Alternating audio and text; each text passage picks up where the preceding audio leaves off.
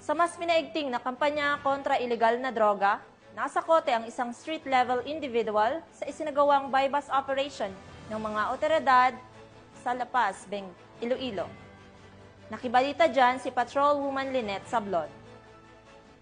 Arestado sa street-level individual sa ikinasang bypass operation ng Station Drug Enforcement Team ng Iloilo City Police Station 2 sa ilalim ng pamumuno ni Police Captain Jeffrey Delgado, officer in charge ng ICPS-2.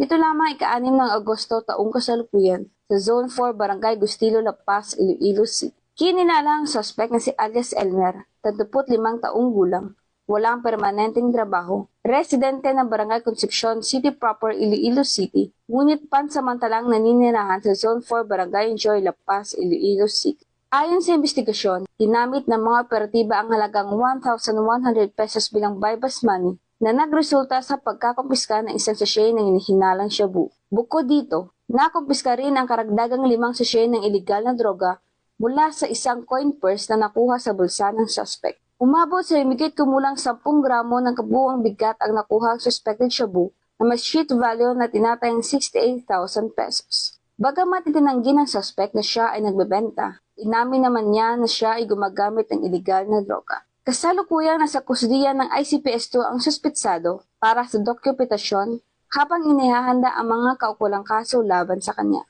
Sa bawat matagumpay na operasyon, pinatutunayan ng Philippine National Police ang kanilang matatag na paninindigan para sa kapayapaan at kaayusan ng ating komunidad.